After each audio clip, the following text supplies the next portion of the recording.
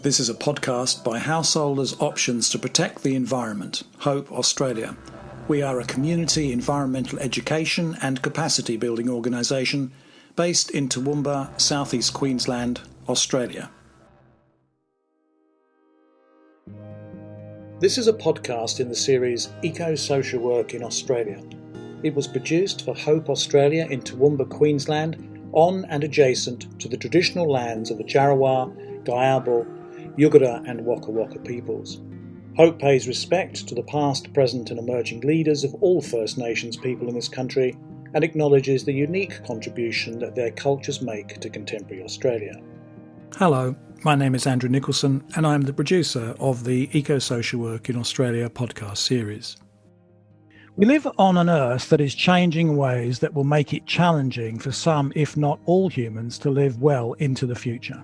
The recent Australian bushfires, floods, COVID-19 pandemic and the changing climate are all consequences of a Western philosophical positioning that situates humans outside of their ecosystems, greatly affecting the quality of the human-natural world relationship.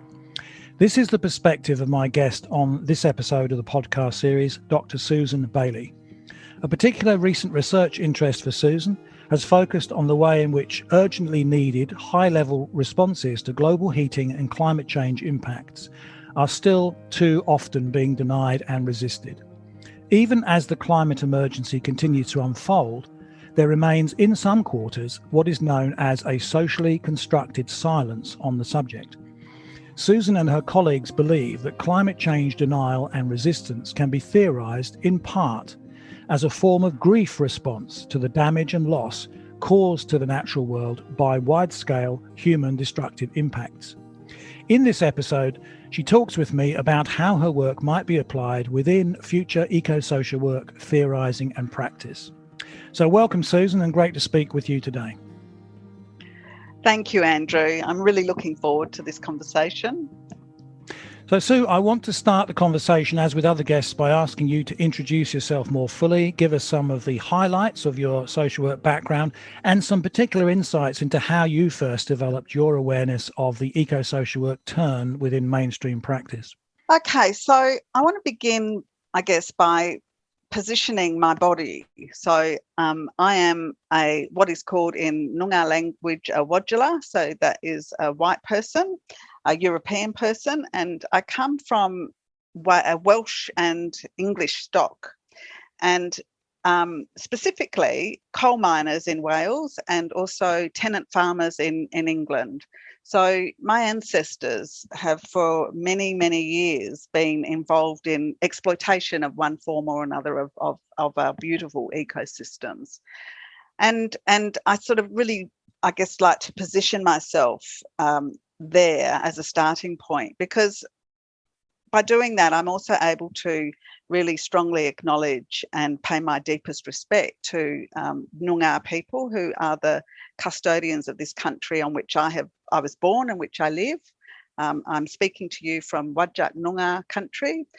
And in my connection and relationship with many of the elders and also leaders in that community, I've come to see that what I talk about in terms of eco-social work is actually how Aboriginal people and First Nations people across the world have thought about their deep love and deep connection to what they call Mother, or Budja, Earth. And so that's sort of my beginnings. We arrived in Australia sort of in the mid-1800s, my ancestors, and then were granted land that was stolen from Aboriginal people. So my wealth has been very much built on the back of dispossession of Aboriginal country. So I really want to firmly position myself as a settler, as a migrant, as someone who has really benefited from the deep care and love that Aboriginal people have given this beautiful country of ours. But of course, all of this is relatively new to me, this exploration of my history and this really wanting to understand and connect to my ancestors. And that was new to me, and it was encouraged for me to explore that by some of the elders that I worked alongside. So really seeing that the place that you belong to, the country that you emerge out of, or that you are connected to, forms a really strong part of your identity.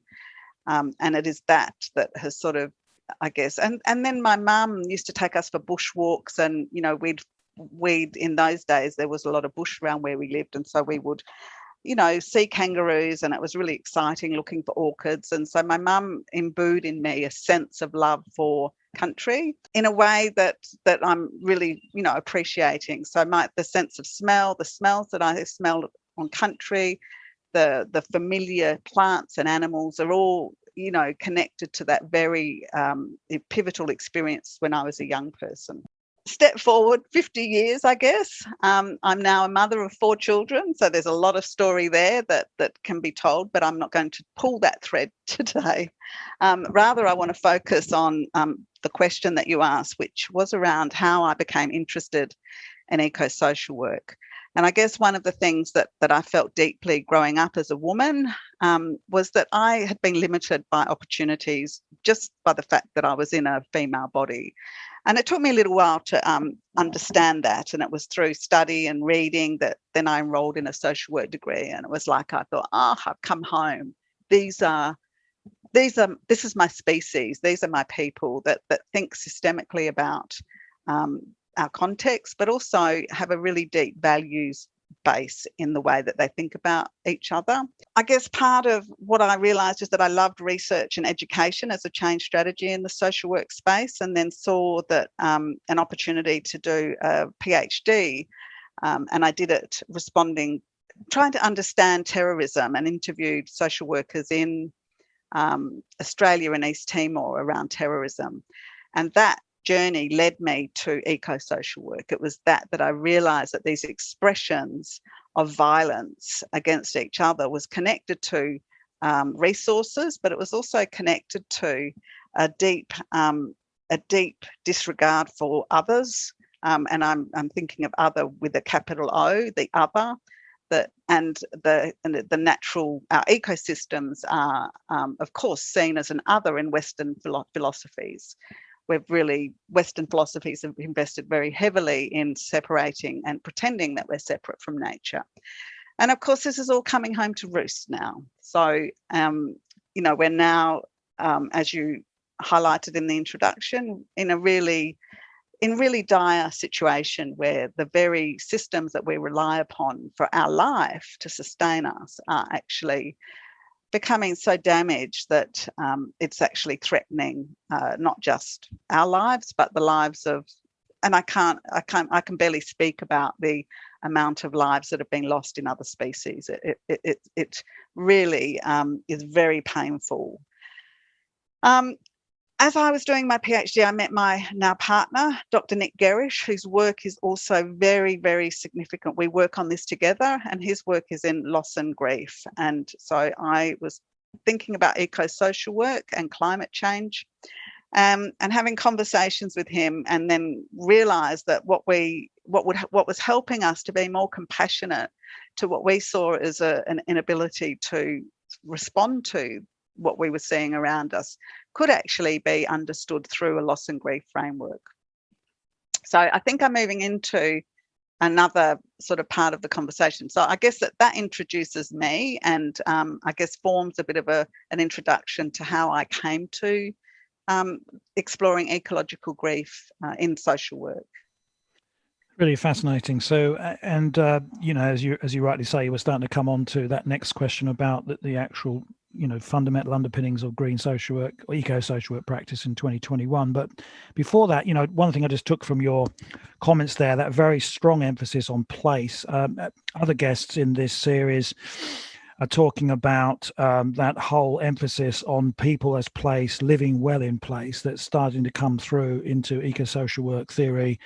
Mentioning sort of academics like Kim Zapf in Canada as well that have a similar sort of theme to that, and again, it's interesting that some of it, as I understand it, some of his earlier thinking was based on, Indigenous people's culture in that country. But look, now let's come straight onto that. The main sort of questions I want to ask you, which is, and I ask each guest this, just almost a definitional question. So, What is green or eco-social work practice in 2021? I'll stay with eco-social work practice as the term from now on. I know there's a bit of debate about these various terms, but let's stay with eco-social work practice. Can you tell us a bit more, you started to there, about your own interpretations of what this term is about, or practice framework, however you want to describe it? And I'm particularly interested to know how your understandings may tie in with that psychosocial perspective on grief and loss, as a way of understanding climate change, denialism and resistance, but however else you think it articulates with this new form of practice. So I guess in my work, I use the term eco-social work. So it is, and the reason that I use that is because it's got the hyphen in front of it, because I see that really the eco will frizzle away, because all social work practice will be grounded in ecological systems. So I guess for me, I see all social work practice as being eco-social work, that really it's just about pushing our understandings and our theorising into the broader context of our ecosystem. So it's the context, it's actually shifting the context for our practice from these social systems into the reality, which is we are part of an ecosystem. We are not separate to it. We are deeply embedded and reliant upon these ecosystems for our survival. So for me, all social work is eco-social work. And that's part of, I guess, what I talk about, is that this is the context for our practice. It's not a separate form. It's not sort of a different field of practice. It's not another domain of practice. It actually really flags that this is now really flagging clearly that ecosystems are the context for our practice. And so, what that means is that we pay attention to place, but we also pay attention to understanding and listening, deeply listening to other species, to other beings that are sharing this space with us, and making sure that we pay attention to them in the same way that we pay attention to social relationships and social connections, right from the, to use Bronfenbrenner's framework, right from the individual right through to the ecosystem. So in a lot of my presentations, I just add an extra layer to Bronfenbrenner's work, and just say, this is our context. And the sooner that we acknowledge that and begin to practice and theorise from that perspective, then we're actually being honest about where we are. And I use a particular fact here, because this blew me away when I read it, and I'll provide the reference. But from the top of Mount Everest to the bottom of the sea,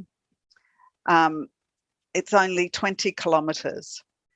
And I didn't quite believe that. So I went and checked on that fact, but I mean, I didn't go and measure it, because that would be beyond my skills. But it just stopped me in my tracks, because it is such a small distance. And yet within that 20 kilometres, there is a subset of that humans can live without life support systems like, scuba gear or what you need up in mountains, oxygen. So for me, that realisation that this was a really tiny space, and that the only thing protecting that was this biosphere and the atmosphere around that, it changed everything for me. And it was just like, well, how are we actually not thinking about that as the context for our practice? Yeah.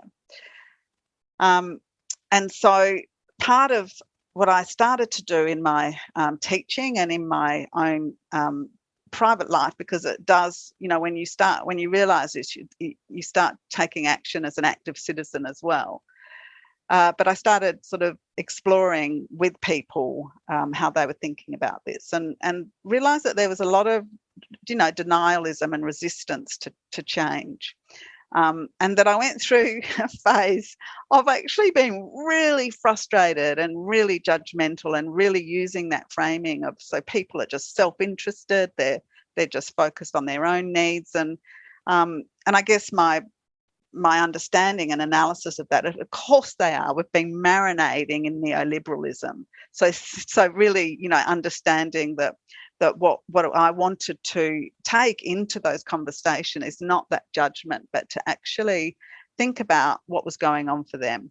And it was in these conversations with my partner, Nick Gerrish, that we started thinking about, okay, so if we think about this as a loss and grief response, then we can actually move to them with compassion and explore what is happening for people. And I think about coal mining, for example. There's sort of a way that you can respond to that where it's quite judgmental.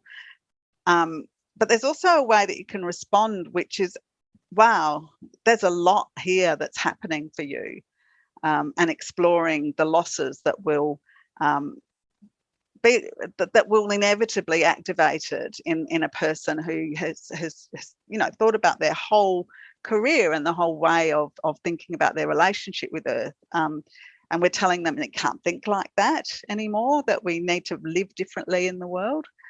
And so we started exploring a lot of those different loss and grief models, and then came across one called the dual process model by Scott and Skirt, and I'll provide that reference to you.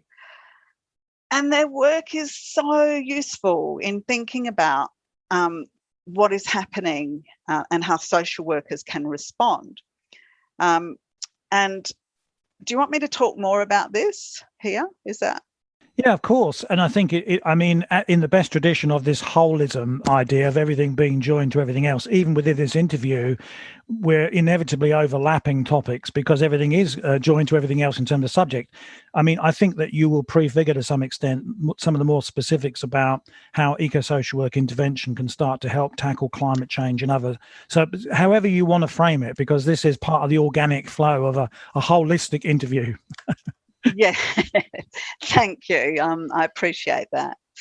So I guess, when you think about eco-social work, using the loss and grief framework, it actually not only gives you an understanding and a way of responding with compassion, but it also, the loss and grief model that we use, it also says that it's not just about responding with compassion to people's experiences of loss.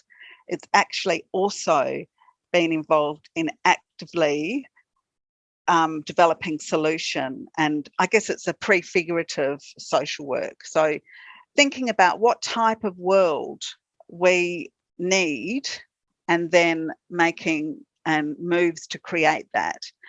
And so, the prefigurative literature talks about building the shell of building the new in the shell of the old.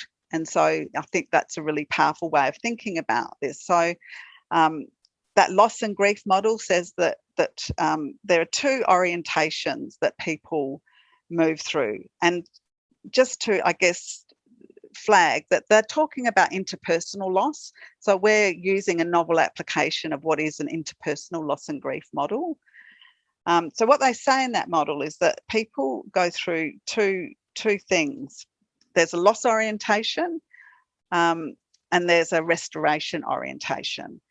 And what they say is that when people in loss orientation, they're deeply feeling the loss of the person that they've lost, that they're, really thinking of them a lot, doing some of those mourning rituals, really engaging in that loss, and trying to hold on to some of those things that were part of that relationship. And what this model says is that for coping with loss, people need to also move into what they call restoration-oriented activities. And so, for example, if in interpersonal loss, it might be that the person has to start doing the shopping, for example. That might have been the role that the partner did, that they've lost.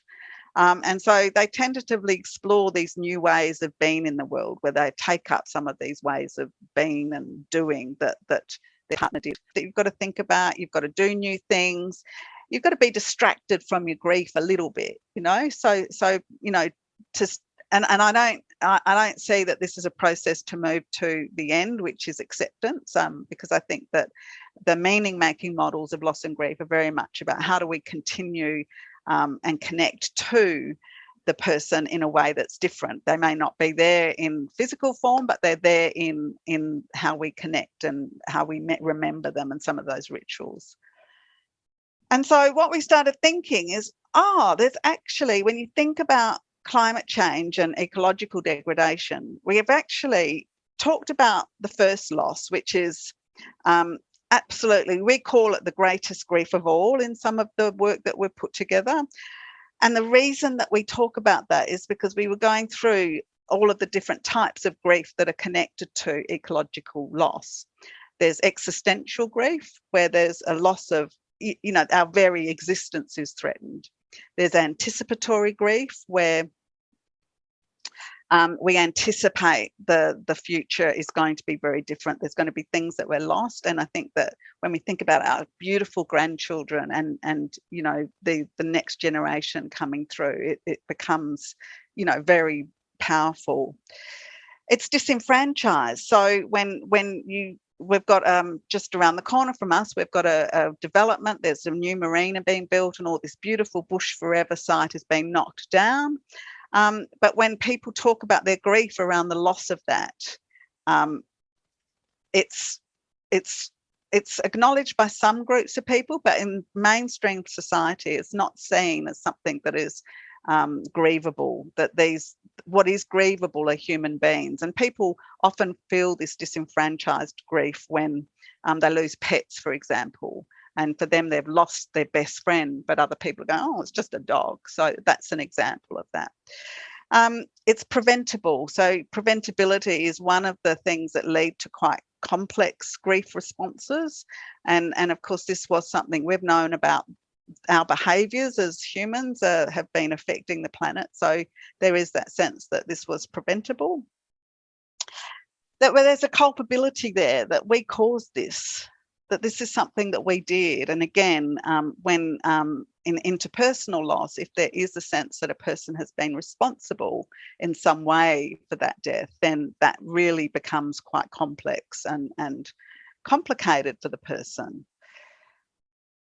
It's ambiguous. So we're saying that climate change is going to happen and that things are changing, but it's also not changing. So what we are starting to grieve is actually still here. It's altered, but that it's still there. And the other one that we talk about is that it's unprecedented, that really we've not had an experience of grief like this, where all of those things come together. And so, that's why we call it the greatest grief. I do want to say that I guess Aboriginal people have actually experienced these types of grief responses at the loss of their country and their songlines and all of those really important cultural processes. Culture is still strong, but the actual undermining and constant work to maintain culture is part of a grief response. And so I guess for us, when we think about this and we think about loss in terms of the loss orientation, there's that part of it. The second loss that we don't think is talked about often enough is that we're actually losing a way of life. To actually respond effectively to climate change or ecological degradation, we have to change the way that we live. And so that's the second loss, which is not talked about. And it is a loss of culture for us that were educated in Western philosophy and have lived well. We don't want to lose that. And it means a lot of change and a lot of, different things that we have to give up. So it's really huge when you think about those two losses that sit alongside of each other. And I think goes some way to explaining, along with some of the Machiavellian and some of those other theories which talk about, vested interests and money making that we see happening, that they can get away with that because we actually don't want to acknowledge these losses. Yeah, that we cannot actually imagine a world where we don't have what we have. So to get to how eco-social work can then respond to this, it's actually about, acknowledging that deep, profound loss that many of us are experiencing, but are it's almost too painful to go to because it feels so enormous. So when you hear about the reefs, the Great Barrier Reef in Australia being so damaged that it's not likely to survive, when you hear about the beautiful rainforests that were burnt, these are forests that have never had fire go through them, and now they're burnt and not likely to recover in the same way. The amount of beautiful species that we've lost, so we're in a mass extinction event, and so those will never come back, those creatures. And so part of what we can do as social workers is actually support people through that loss, experiencing loss. And obviously responding to disasters is a big part of social work practice, and the skills that we bring to complex crises like we're experiencing are the exact skill set that's needed. So the other is around some of the mental health responses that we have, because COVID is an example of a consequence of ecological degradation and climate change. It's not a separate event. I think a lot of people have separated them, COVID and other zoonotic diseases. They don't see that as part of climate change, but I think when you start looking at the genesis of some of these pandemics, that it's very connected to this. And so working to support people through COVID anxiety, through managing lockdowns, through managing the catastrophic loss of life in other countries. We're very, very lucky in Australia to have had these systems set up that supported us to respond well. And collective work, so actually working with people to come together in groups to support each other at a neighbourhood level. So actually, responding to those losses. And we see some of that's been happening over COVID and lockdown. But really it's about, in that loss orientation, responding to those needs of humans, much the same way that we do in practice now. The second part so there are three ways that eco-social work can respond. The second is to actually think about that oscillation. So how do we actually move people from that loss orientation into restoration? So what are some of the strategies that we can use, and how do we position ourselves? And so change strategies that are local and accessible, that are founded on relationship and connection, all of those things that are so important to human beings, and not just connection to other human beings, but to natural systems. And so I see that there is some work for us to do in connecting with Aboriginal groups or First Nation groups to see how we can not ask them to do something else for us, but to see how we can actually I talked about neoliberalism as marinade. So I see that there's some Aboriginal organisations that have managed to hold the marinade. I don't know, the strength of culture, they've kept it out. So what is it that we can do to actually support them, keep that marinade back? So whether it's change the flavour of the marinade by having conversations as allies with other Whadjullers, other white people, but also ask what it is that we can do to support that culture stay strong, so that we can actually really pay attention to our connection to ecosystems in a way that is really whole and healthy. And the third thing is to think about how we can set up some places of rest where people can practice some of that restoration coping. So where can we create spaces where people can practice their skills have been different in this, what needs to be a new way of being in the world. And so some of the Aboriginal communities, but also setting up things like community gardens as an example. Communities, so the transition towns movement is a really good example of that, really positioning themselves as, okay, so we're in transition, so that's that middle bit, so we can actually demonstrate how we can live together well without exploiting the environment or damaging each other, so and other species. And so really looking at seeing ourselves as custodians and producers rather than consumers. And so that also includes repairing and damaging degraded ecosystems. There's a book called The Mushroom at the End of the World, which is this beautiful story of how this really degraded area of forest, which was harvested and just left that really denuded landscape. But out of that springs this mushroom, and around that mushroom there's a whole community that then come together to harvest the mushroom, and so there's a community that builds from that. And so in that book what she talks about is how we can think about the places where we can be prefigurative of these places where there are degraded environments, and we can actually start working with them. But actually being prefigurative, so making sure that we build just systems, so we're not going back into exploitation and damaging ecosystems, that we repair and support those degraded ecosystems. That we develop local food systems, so people are connected to their food in a way that is really meaningful, because we produce, I think we waste 40% of the food that we produce. So the food industrial complex is really problematic.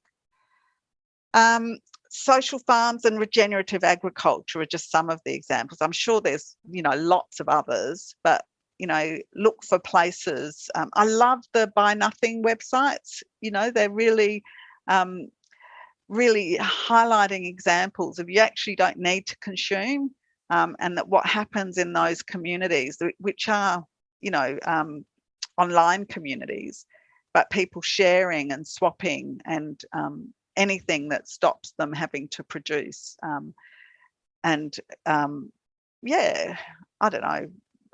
Be consumers of products that just end up in landfill, if we can keep using them as long as we can.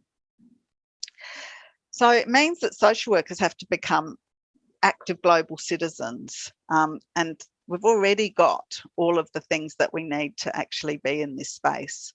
So we've got systems thinking. Eco-social work means that we expand to ecosystems, that we use our critical analysis, that we are really good at knowing how change happens and using change strategies, and that we're really grounded in social, and I sort of add to that ecological justice. And so, it's those things that we do automatically as social workers that position us as people that are really needed, in this time of great change and great despair. So I feel like I've talked a lot. I think it's time for a bit of a breath. Have you got any questions from that? No, I was just thinking in terms of the good old, counselling model, where it was the client 80-20%, not that, but the interviewer interviewee. So I think that's about right. Actually, you're supposed to be doing most of the talking. It shouldn't be that way. But listen, so that was a brilliant overview. It was such a rich section there. You offered us so many insights. I mean, just picking up that, I suppose, in a sense, the overall theme and flavour of your particular interests around grief and loss. You're clearly, a passionate and articulate academic spokesperson for that particular framework, or that way of looking at practice generally. And it just struck me, in this sort of tough, pragmatic culture that is embodied in Australian everyday life, we don't always have generally space for that important process of grief work. I mean, it's just, it's paid lip service to, and particularly in this area of, environmental damage, etc. It also struck me that, there was a lot of parallels there, what you're talking about in the social work context to what's been going on in the psychology field. I mean, again, that holism approach of looking at interdisciplinary linkages. This is in no way to diss the social work field, but it seems to me from my recent readings that Australian psychology may have got to some of this stuff a bit earlier than we have. And they're talking about similar issues there. And I'm just thinking, the options of reaching out to our colleagues in psychology disciplines and making links to really strengthen this particular framing that you put forward. But look, just moving on through the interview, and again, I think you've already covered this to a large extent, the justification of why we need to be looking at this. But just to hammer this point home, which I asked the so what question of each guest in this series, as to why the Australian mainstream social work profession should be involved with eco-social work approaches to things like climate change. Do you just want to say a bit more to make the, I mean, for us who are, you might call the eco-social work converted, it's a no-brainer, but not being elitist about it, just to make the point for those who may be coming fresh to this topic. What is the ultimate justification for mainstream social work adopting a much more ambitious approach to dealing with issues like climate change and other forms of environmental damage? I don't think we've got any choice. I think that if we're responding to people's troubles, and what's before us, then we don't have a choice. This is actually the context. I keep coming back to that. This is the context for our practice, and these are we talk about wicked problems in social work. So these are they call in some of the literature they talk about super wicked problem. And connected to that is the point that you raised before around the importance of transdisciplinary work. And of course, psychology have been talking about eco-anxiety and ecological grief for a long time. But there's also, connecting to other disciplines that we don't traditionally work alongside. So I've been working with animal biologists. I'm on a committee for a farm connected to a university where it's a cross-discipline. Well, it's transdisciplinary, but the disciplines that sit around the table for that, it's just awesome. But it strikes me that the 6 or 7 disciplines that sit around the table, we've got engineering, we've got animal biology, we've got plant biology, we've got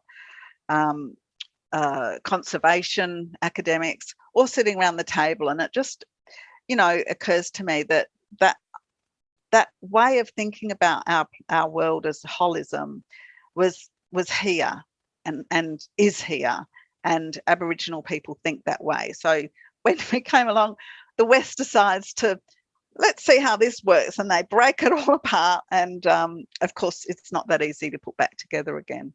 So I think that for people who and I have students that I'm often having these conversations with students around, well, what's this? We've got enough to do. Why on earth is climate change?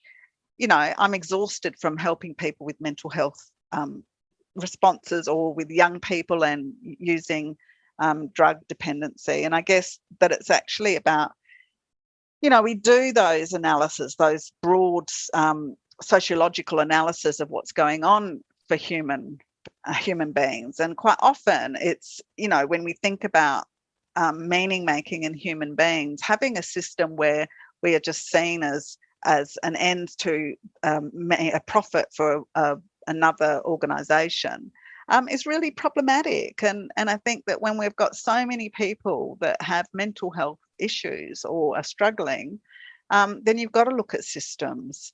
And you've also got to look at the ecosystem, the health of the ecosystem in which those people are existing. And so, connecting people. So just going back to how we think about some of the ecological discourses. So if you think about, as a first step, what we can do is we can say we know connection with natural systems helps people's mental health. We know that from our own experiences of bushwalking, but we also know that through some of the nature therapy approaches that psychology, eco-psychology talk about that. So, at a first step, that instrumental use of nature to actually support the well-being. Some of the nature-guided interventions as well are really important then. Moving right through to that sort of deep ecology where you actually see that we are so intimately connected and reliant upon ecosystems for our survival that really valuing species and trees for what they do in and of themselves rather than their usefulness for human beings is a part of, again, we can start rethinking our relationship to these things. And as I'm speaking, I'm looking outside at one of my trees. I call it my tree, a tree, and how amazing that is as a being, as a species, and how my seeing them as something that is a part of my community, I really sort of see that tree has a right to exist because it is there in and of itself. And how often that is challenged and how that comes in conflict with my neighbours who are just really annoyed because it drops leaves all the time.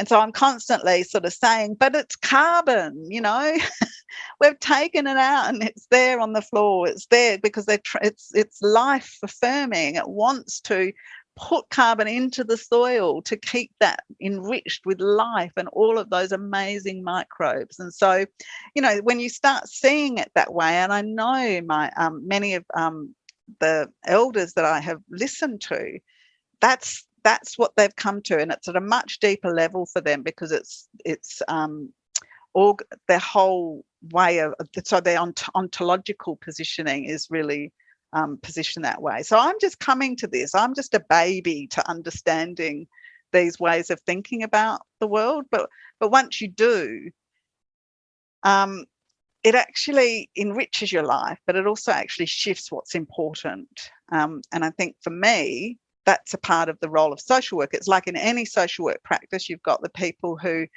work, and I'm trying to think of the word, where they're working sort of as a not conservative, but they're not the people that are wanting to make radical change. They're just there wanting to support people in their lives. And you can use some of the ecosystems for that work. Then there are the people who are the radical change people, radical revolutionaries who actually, see that it's really important for our survival to change the system, and that we can do that by raising awareness of how precious and how vulnerable our ecosystems are. But that all of that work is actually, when we see it as people struggling with a loss and grief, then it means for me, I come to it with compassion. Whereas before I was coming to it with judgment. But now it's sort of, and I don't always get it, I slip back into judgment. But on the whole, I really try to, privilege that sense of, people need social workers to support them through this process. There's so much loss, there is so much grief, and that's our bread and butter. That's our work that we do so well, and we know. Yeah. So did that answer the question? Yes, absolutely. Again, very rich sort of articulation of why social work should be involved with this. I just taking one thing just off the top of my head, it struck me again, as I think a lot of things that you've said, but not just yourself, but other guests, one of the fundamental principles in all of this, because we are talking about ecology and connection of humans and nature, both their internal nature and external nature out there. There is no division, actually. really, scientifically from DNA point of view, etc., but we've imagined that there is, but it's about relationship at the end of the day, isn't it? As you were talking about the tree outside and the different human perceptions of it, it's almost struck me as a parallel. We all have in our families, perhaps a quirky, eccentric individual.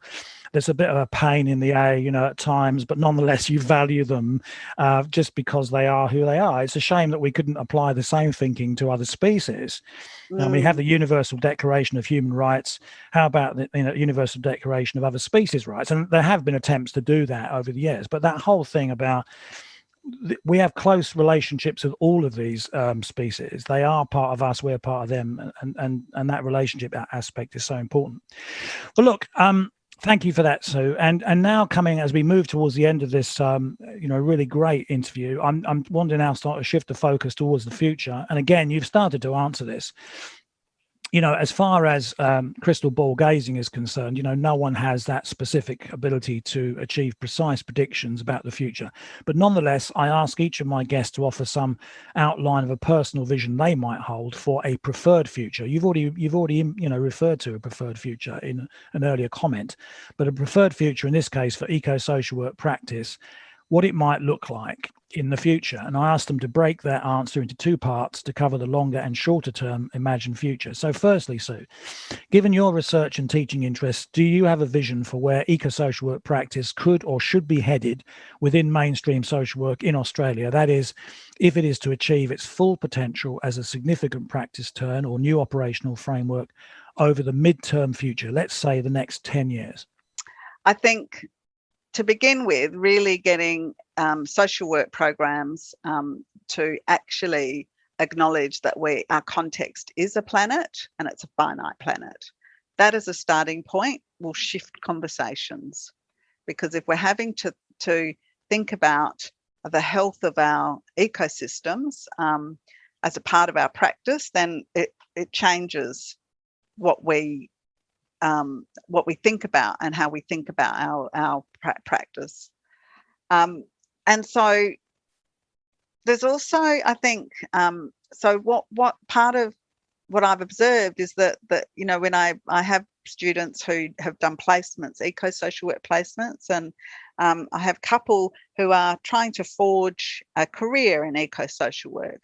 And of course, there's not a lot out there. So there is something about advocating, and I can see that there's a place for organisations to actually connect or build relationships and collaborations to actually find how we can set up some ways of responding, trialing. And I know that people are doing this all across Australia. They're having to, it's this idea of the prefigurative, but when you're trying to build the new in the shell of the old, it's also takes a lot of quite creative thinking about how you might do that.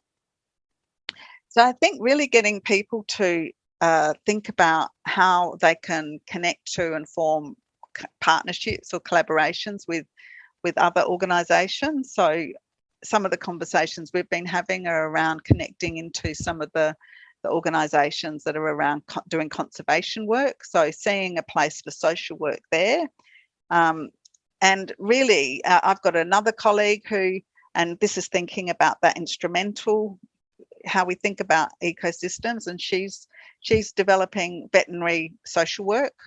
So looking at how she can support people's love of other species, and using social work skills, but actually seeing that is a place where our skills are important. So it's a complicated, and I guess like a tapestry, people, maybe not a tapestry, a patchwork quilt, where people are doing different things in different ways, and it's connected to context.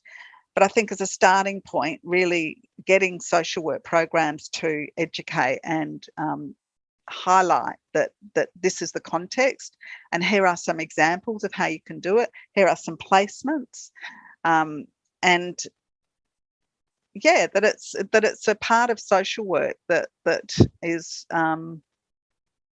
really can can make your life, it can make your world healthier. And I'm thinking about their, social work is known to be under pressure, under resourced. But if we can think broadly and connect to a different way of being a social worker, because we're thinking of it in terms of ecology and ecological systems, it can be healthier for everyone. The change process, organisations don't change easily, and so it's like we're on the Titanic, and everyone's still sort of working in ways, and I'm just working in ways that are contributing to climate change and ecological degradation. And so I guess it's about thinking about how social work thinks about change strategies in those broader contexts as well. So what are some of the things that we can think about in terms of, how do we change cultures? How do we change economic systems? And how do we change, individual behaviours? And it's all around, advocacy, lobbying, changing the discourse, connecting with and building alliances with groups of people. So, and you can see all of that happening. And I guess in the broader context, there is a shift happening. And I guess now it's about thinking about what social work can contribute to those, and how we can start supporting a discipline of eco-social work that is social work in the ecological ecosystems, to be responsive to what's there and what people need. So having the conversations about, because conversations lead to change and building connections, having conversations with people in power, and really just continuing to support and build alliances, look for where there's things happening. And that's what I'm doing with students at the moment. They're doing a big asset map of a health and education precinct, and they're looking for signs of sustainability, and then supporting just by being alongside of those people and having conversations, and then forming alliances and connections. So we've got all the skills. It's just about shifting our focus a little bit to the ecological stuff. And I guess too, a big part of it is dealing with our grief. We won't go there if we haven't felt our grief, because to go there will make you feel, when you start talking about climate change, people stop. They don't want to talk about the pain, and they don't want to talk about how much loss there has been. They generally want to stop. They want things to go on as normal. And so, we can hold spaces for those conversations. And there is an American organisation. It's a community, came from community. It's called the Good Grief Network. And they have amazing resources, and they hold, they've developed a 10-step program modelled on, programs like Al-Anon and Alcoholics Anonymous, where people actually come to terms with their grief. So they meet for 10 weeks and work through the steps, and then they're doing some amazing work, and they're getting really good support across the world.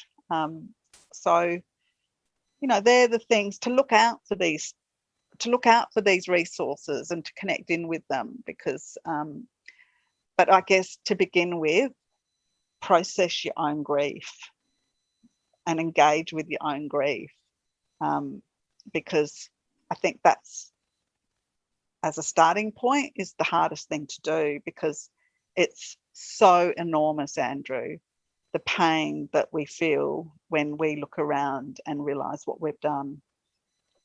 And I come back to what I started with that my family were coal miners and part of the Western agricultural business that destroyed whole ecosystems to plant and make money. And so for me, it feels like coming to terms with that, coming to terms with my own pain, and then saying, okay, I now have some responsibility to actually be part of the solution in terms of responding. yeah, and supporting people. Yeah. And so, coming look again, very detailed and multi-layered response there. Yeah. I was going to ask. No, it's fantastic. I was going to ask you this question, but again, I think you have answered it. But the corollary of everything you've said. I mean, this series dwells mainly on the progressive and positive aspects of the diffusion of eco-social work ideas and the potential for that in Australia. But I also ask each of my guests what they think about the possible challenges or restraining influences that may be slowing down the adoption of eco-social work into the social work mainstream. I'm assuming that, you would say, well, one of those things is we need more of all of the stuff that you've said, a greater focus, more systematic focus on, environmental loss and grief, more transdisciplinary or interdisciplinary work. But are there any other ideas that you want to put forward under that heading of, look, what is actually slowing up the adoption? Are there any sort of key blockages you think that we should focus on to try and remove? I think love. I think really having conversations about love again in social work, and I know that there are some people that have talked about it, and so Naomi Godden talks about love as well. Louise Morley is another person who wrote quite a while ago now on the place of love in social work, because if you love something, you won't destroy it. I've got a colleague who's done a TED talk. Her name's Ellen Walker. She identifies as an eco-social worker, and she has carved out this role for herself where she loves soil, and she loves all of the little not the little humans, or the little beings that are in the soil. And so her work is taking microscopes around to different places and showing people what is in the soil so that they fall in love with it and then want to support and nurture it. So there's amazing, people who are leading the way. So I guess part of this response is again looking for examples of stuff happening. But so I said love is part of the solution, because what we see, so the opposite of love is disregard, or some people say the opposite of love is not hate. It's nothing. It's dispassion. It's having no reaction. And I think that until we can generate emotion, then that lack of emotion, that lack of going there is part of the problem that holds us back. Because to be seen to be caring and seen to be having emotions is part of what we've been socialised a little bit in our profession to not have. We've got to be objective, dispassionate, evidence-informed practitioners, and I think that time, the time for that has passed. That we actually need to start using feeling and engaging in love practice again. Yeah. That's really interesting. I mean, what comes to mind there is the medical model, as you were talking there, and, within medicine, that need, perhaps quite valid need, to distance yourself, although not entirely, from human suffering, because you're seeing, mortality and severe illness all the time. But as you say, it's been highly influential in past models of social work history. But is it really serving our interests now? So as we come up to the end, more or less at the end of this very fascinating discussion, you've given us some intriguing ideas to consider following this podcast. Many, many ideas, actually. I can see the episode notes for this episode are going to be very, very voluminous. But to further sharpen, which is great, because I think that's what we need. We need more of an evidence base, and we need more of a knowledge base for the up and coming, social work practitioners who want to actually fully get into this approach. But to further sharpen the focus for listeners, just about as we leave this conversation, do you have a shorter take-home message or one key idea from our conversation today that you think helps represent your comments or your take on the subject of eco-social work practice? when I so in generating a response, or thinking about a response to this, I've been reflecting back and thinking about my own journey and wondering what was the bit that led me. And I think that I can see that there's lots of bits that through my family history that led me to this. So I guess my take home would be something about connect to the soil, connect to your place, and see yourself as part of an ecosystem, and part of because I think that your point that we're all interconnected, that we have molecules of stardust in us, that idea of connection is so powerful. And I think once you start understanding that, and deeply believing that as a starting point, then you can't help but be an eco-social worker. Connect to the place where you were born, if you're able to.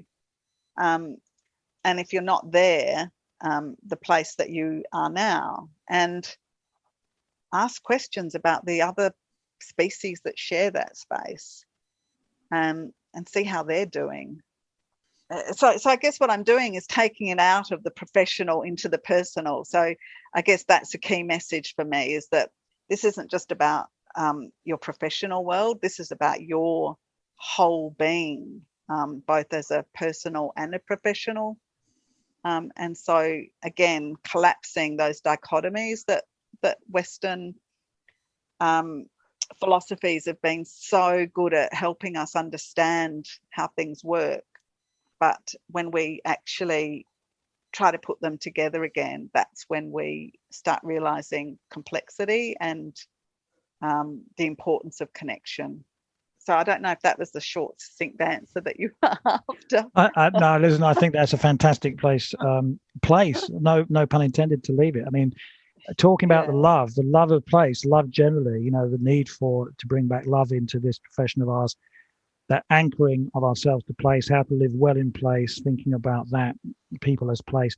Also that stardust connection, again, which has been long, sort of articulated, going back to the likes of Carl Sagan, the pale blue dot, our place in the cosmos. Yeah. So our stardust connection to everything around us. I mean, it's poetical, but in fact, it's very pragmatic.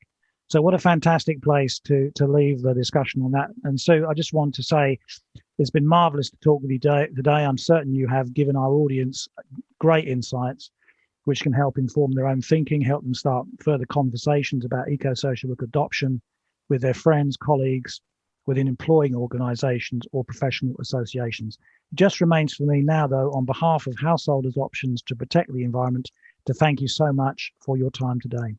Thank you, Andrew. You're very welcome. And I just also wanted to say thank you to you for creating this space for these conversations, because I really understand how much work it takes and persistence. So thank you. I really appreciate the opportunity to talk about this. It's so important to me and so heartfelt. So I really love the opportunity to share the conversation.